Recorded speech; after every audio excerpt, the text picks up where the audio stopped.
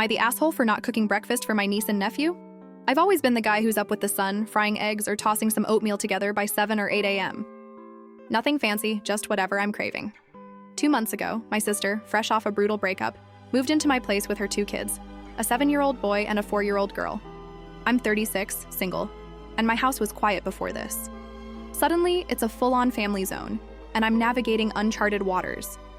My sister's been struggling. The breakup hit her hard, and she's been sleeping in, sometimes not dragging herself out of bed until 1 p.m.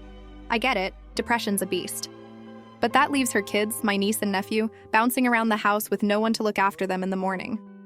At first, I didn't mind. I'd whip up extra bacon or toast, enough for all 3 of us. It became our little routine.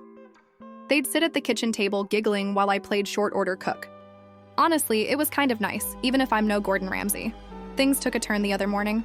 I woke up with a craving for huevos rancheros, spicy, saucy, the whole deal. I was excited, chopping tomatoes and cracking eggs when the kids wandered in. My nephew scrunched his nose and said, "Ew, what's that smell?" My niece chimed in, "I don't want that. Can we have pancakes?" I sighed but caved. They're kids and it's not their fault their moms checked out, so I made pancakes, flipping them while my eggs got cold. No big deal, I thought. One off. The next day I went for breakfast potatoes and scrambled eggs. Simple, hearty, but the kids weren't having it. "We don't want that," my nephew whined. "Can you make waffles?" My niece nodded, pouting like I'd offered them broccoli. I gritted my teeth but made waffles. 2 mornings in a row I'm cooking double meals, and my patience is wearing thin. By the 3rd morning I was done. I was back to eggs, this time sunny side up, when the complaints started again. "We want cereal." I put my spatula down and said, "Look, I'm not running a diner. If you don't like what I'm making, go ask your mom to get up and cook." They shuffled upstairs, tugging at their mom's door. No dice. She didn't come down until well after lunch. The kids came back, sulky, and told her I refused to feed them. My sister stormed into the kitchen, eyes blazing. "They need to eat by a certain time," she snapped, then launched into a tirade saying I'm selfish, that I don't care about her kids. It stung, especially since I've been holding down the fort. I lost it. "Look, I know you're depressed, but wake up and take care of your kids instead of expecting me to do it," I yelled. The room went silent. She's been giving me the cold shoulder since, and I can tell she's waiting for an apology. I didn't sign up to be a parent, but I've been trying. My house, my food, my time, I've shared it all. But cooking 2 meals every morning? That's where I draw the line. I feel for the kids caught in the middle, but their mom needs to step up. I'm not their dad, and I'm not a doormat. Still, her silence is loud, and I'm second-guessing myself. Was I too harsh? Should I have just made the damn cereal and kept the peace? I know she's hurting, but so am I, juggling all this. Maybe I should have handled it softer, explained it calmly instead of snapping. But 3 mornings of playing chef to picky eaters broke me. I just want to eat my breakfast in peace. Am I the asshole for telling them to get their mom to cook? Am I the asshole for not joining my best friend's 70-person WhatsApp group for daily baby photos? My best friend Sarah had her first baby a few months ago, and let me tell you, she's all in on motherhood. Every day my phone buzzes with 20, sometimes 30, photos of her little one, smiling, sleeping, drooling, you name it. I'm thrilled for her. Babies are cute, and I get why she's obsessed. But I'm 32, child-free by choice, and while I love my friend's kids, I'm not exactly a baby person. It's hard to admit, but cooing over endless photos feels like a chore sometimes. Sarah lives across the country, so these pics are her way of sharing her life. I try to respond with a "so cute" or a heart emoji, but it's a lot. Sarah's always been bold about rallying her village. When she went into labor, she started a 120-person WhatsApp group to keep everyone updated. During a mental health rough patch, she created a 30-person chat with friends, family, even people I've never met. Part of me admires her. She's unafraid to ask for support, to be seen in her big moments. But another part of me finds it pushy. Maybe I'm just too reserved to start a massive group chat about my own life, and I'm projecting. Still, those huge threads feel like an obligation, like I'm expected to perform enthusiasm. Recently, Sarah added me to a 70-person WhatsApp group for daily baby photos. My phone was pinging nonstop, cute outfits, messy meals, nap times. I use WhatsApp for work, and the constant notifications were overwhelming. Plus, this came during the biggest weekend of my career. I'm a facilitator, and I was leading a high-stakes retreat, pouring my heart into it. My career's my baby, but nobody sends me heart emojis for that. I texted Sarah privately, explaining I'd rather stick to our one-on-one chats for photos because the group was too much. I tried to be gentle, but she was hurt. She pointed out I'm in another friend's baby photo group, which is true, but that one's chill. Maybe one post a month, not a daily flood. I feel like a jerk. Sarah's clearly passionate about sharing her kid, and I shut her down. She mentioned feeling self-conscious now, worried I'll judge her for posting too much. I followed up, offering to join and mute the chat, but she said she'd rather not add me if I might bail. That stung. I wonder if I should have just stayed in the group, muted it from the start, and avoided this drama. But it's not just about the chat. Her photo dumps, 30 pics at a time, come with this unspoken expectation to gush, and I'm tapped out. I love her, but I can't keep up. This feels petty, but it's deeper than a group chat. It's about how we show up for each other. Sarah's life revolves around her baby, and mine doesn't. I don't expect her to cheer my work wins like I cheer her kids' milestones, but the imbalance is real. I'm torn. Was I wrong to set a boundary, especially during her new mom joy? Maybe I'm a curmudgeon who should have sucked it up. Or maybe her approach, adding me to a massive group without asking, crosses a line. I don't know. Our friendship's on shaky ground now, and I hate that.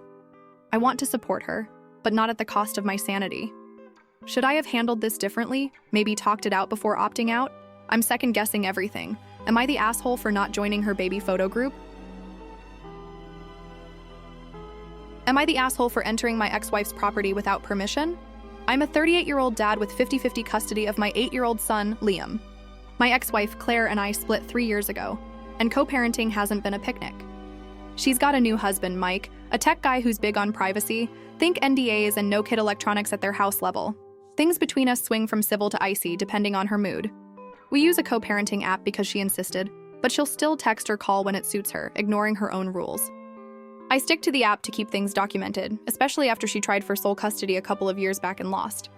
Last week, Claire asked me to pick up Liam for a doctor's appointment during her custody time since she and Mike were swamped with work. I jumped at the chance to hang with my kid. I hadn't seen him in 2 weeks.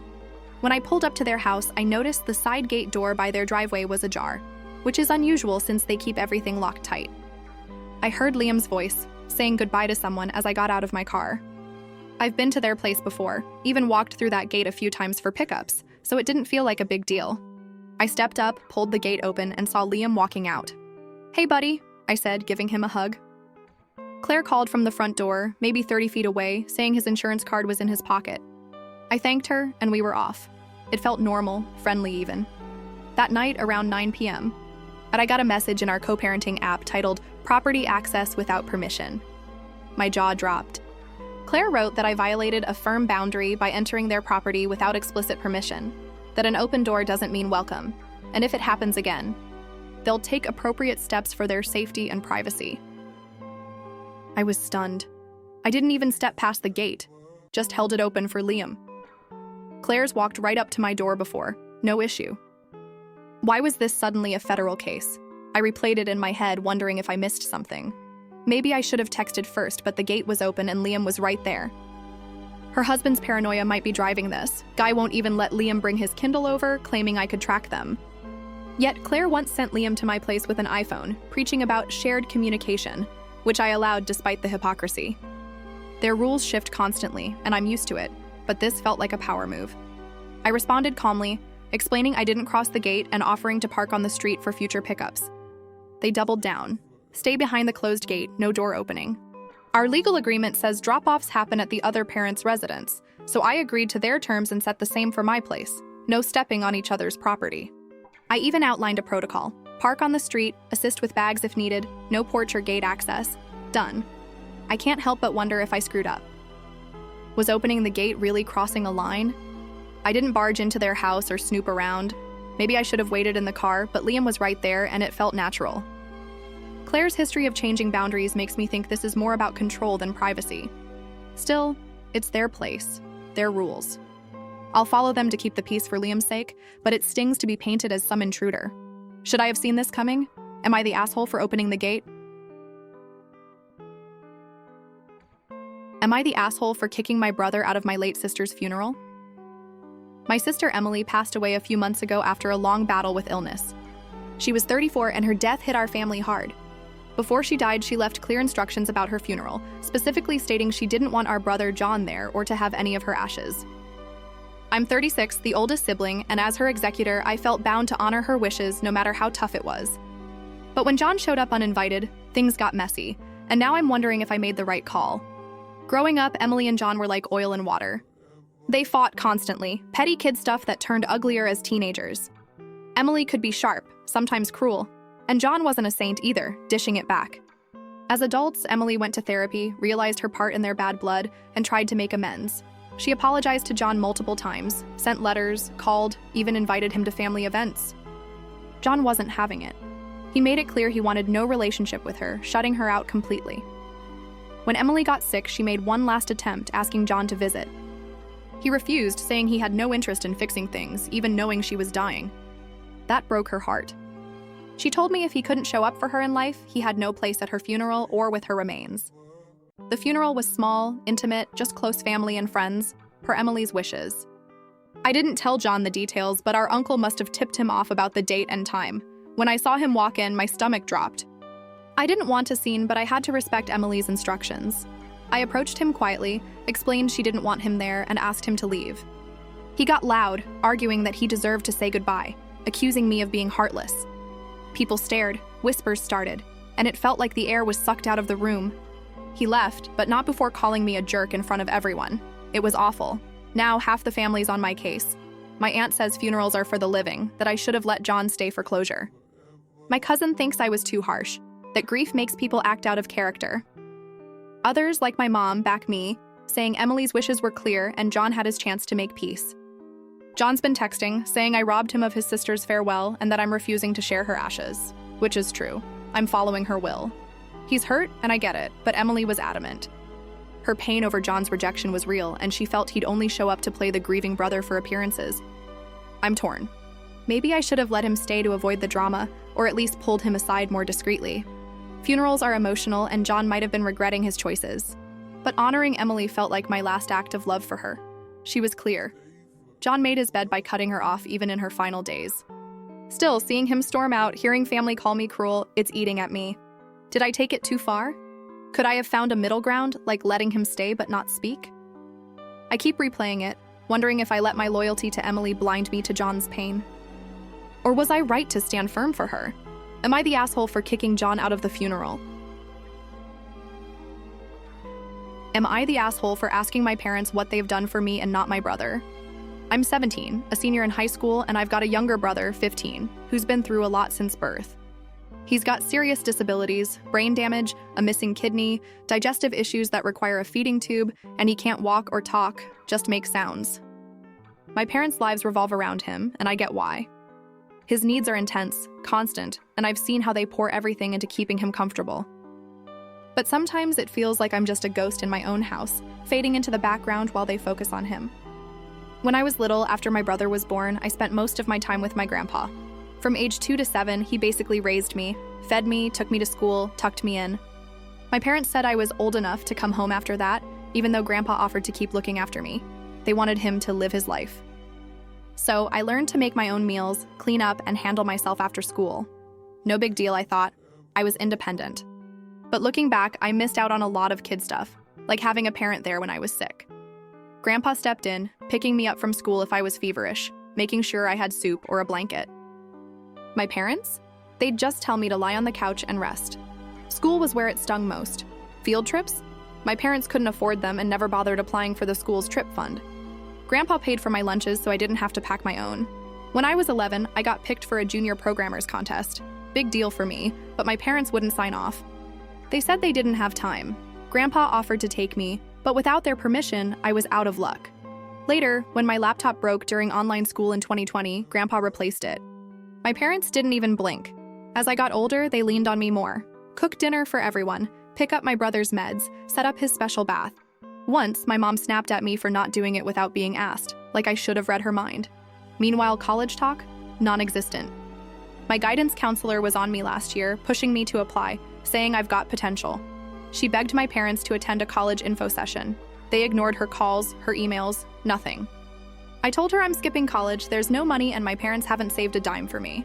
She kept trying, but they never responded. I felt stuck, like my future didn't matter. Last week, they wanted a night out with friends and asked me to babysit my brother. I said no. They pushed, saying I should help the family, that they do so much for me. I snapped. What have you ever done for me that wasn't for him? I asked. I laid it all out. The missed field trips, the contest, the college talks, how Grandpa filled in where they didn't. They called me spiteful, said I was acting like a kid. I'm not trying to guilt them. I know my brother needs them. But I needed them too, and I don't know when I stopped counting. Now they're mad, and I'm left wondering if I was too harsh. Should I have kept quiet, helped out, and swallowed it? Or was it fair to call them out? I'm just tired of feeling invisible. Am I the asshole for asking what they've done for me? Am I the asshole for telling my mom not to babysit anymore after my husband changed his mind? I'm 32, an engineer pulling in $110K, and my husband, a lawyer, makes $140K. We've got 2 daughters, 3 and 1, and our careers keep us slammed. I was content with just our oldest, but my husband really wanted another kid. So we had our second, and when I went back to work after maternity leave, my mom stepped in to care for them full-time. She's a nurse, or was, until she quit her job to watch our girls. I insisted we pay her fairly, $1,500 per kid, matching local daycare rates, so $3,000 a month total. She cooks for them, picks them up if we're stuck at work, and gives them the kind of love only a grandma can. It felt right to compensate her for that. My husband, though, started grumbling about the cost almost immediately. He'd moan about overpaying for childcare, even though we're not strapped for cash. I showed him daycare rates, some places charge even more, but he wouldn't let it go. Things got ugly when he complained to my mom's face, calling it too expensive. She's not confrontational, but I could see how much it hurt her. We argued for months. I was furious he'd undermine her like that. Finally, I put my foot down. We'd switch to daycare. Finding a good one was a nightmare, and now we're paying $1,800 per kid, $3,600 total. Daycare doesn't cook, doesn't do pickups, and our kids have been sick 3 times this winter, probably from being around other kids. It's been a hassle, and we're stretched thinner than ever. Then came the kicker. My husband was late picking up the girls one day while I was on a business trip, and we got hit with a $75 late fee. My mom never charged us for stuff like that. Suddenly, he's begging her to quit her nursing job, where she's making $4,300 a month part-time, and come back to babysit for $3,000. He called it a privilege for her to watch her grandkids, which made my blood boil. I told him if we want her back, we need to match her nursing pay. She's got bills, retirement to save for, she shouldn't take a pay cut for us. Honestly, she'd probably do it for free, but that's not fair. I told her not to quit, and I told him she's not babysitting unless we pay her what she's worth. Now he's mad, saying I'm making our lives harder by refusing to budge. He's got less free time, we're paying more, and the kids are sick more often. I get it, it's not ideal. But he didn't research childcare costs, didn't listen when I showed him the numbers, and disrespected my mom to her face. I feel like I'm stuck between supporting her and keeping peace with him. Maybe I should have negotiated harder with him early on or found a cheaper daycare to prove my point. I wonder if I'm being too stubborn, holding this line to teach him a lesson. But my mom deserves better than being undervalued, and I can't stomach asking her to sacrifice her career again. Was I wrong to shut down his plan to bring her back on his terms? Should I have compromised to make our lives easier? I'm torn, and our household's a mess over it. Am I the asshole for telling my mom not to babysit?